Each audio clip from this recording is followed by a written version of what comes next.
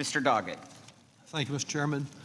Certainly the stories that you've told today are compelling and they focus new attention on this problem, and the work you're doing as advocates, the work you're doing, Ms. Mansfield, very touching, the impact that you're having. Unfortunately, the stories you're telling may be unique, but they're not new to this committee. We've heard about these problems for years, and the question is what we will do about them and what kind of resources we will devote to solving problems that the committee has left unsolved in the past. So much of the abuse, I believe, results primarily from the failure of states like my home state of Texas to provide either adequate funding or appropriate oversight and enforcement of the foster care system, residential treatment facilities, and other youth-based settings. Texas has a truly disgraceful distinction of one of the highest rates of child abuse and neglect fatalities in the country. Children die because the state is negligent and indifferent to their needs. What little oversight we have in Texas today is mostly the result of the work of United States District Judge Janice Jack, who has sought reform over the determined obstruction of the Abbott administration and before that the Perry administration. For over a decade, Judge Jack has penalized Texas for violating the constitutional rights of foster children to be free from unreasonable risk of harm. Thanks to continued interference by the Fifth Circuit, who's responsible for so many other wrong decisions, Judge Jack's work has been more limited than she would have liked it to be to hold Texas accountable for weakened time restrictions again and again. Appointed court monitors have reported little improvement in the foster care system despite 13 years of ongoing litigation and supervision. Earlier this year, she ordered a $100,000 per day fine against the state of Texas for routinely neglecting to adequately investigate and respond to allegations of abuse and neglect. In one outrageous example identified during a compliance hearing just this past December, the state of Texas failed to remove and prosecute a staff member accused of raping a young girl under his care at a residential facility.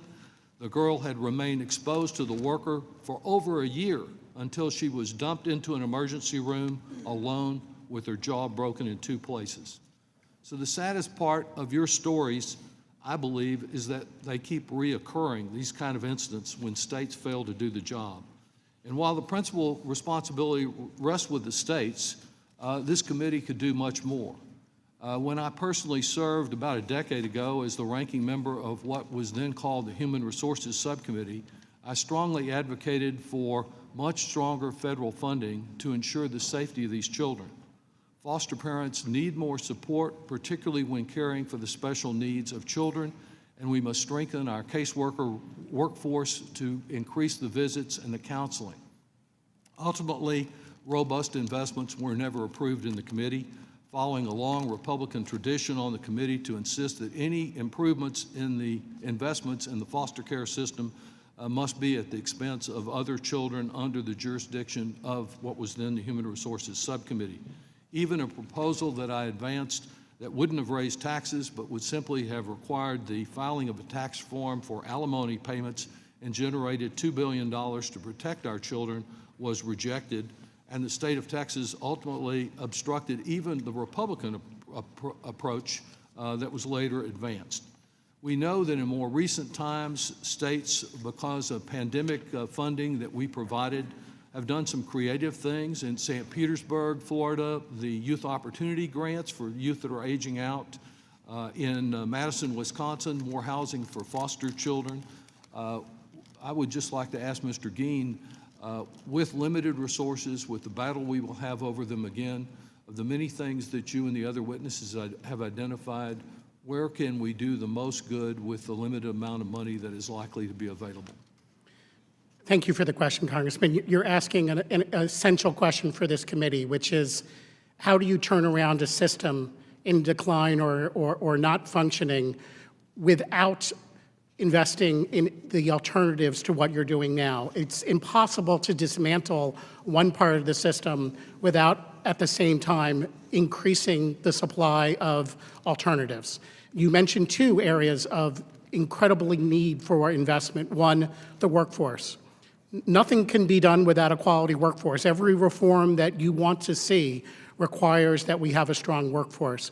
And part of that strong workforce must include foster parents, kin and non-kin foster parents. One of the outcomes that is most critical for children is stability in care. It's not good to remove a child. We should be doing much more to prevent it. But when a child is placed in a foster home and they have stability, all of the outcomes we care about are better. So how do we support kin and non-kin foster parents to give kids that stability? Thank you. Thanks to all the witnesses. Yield back.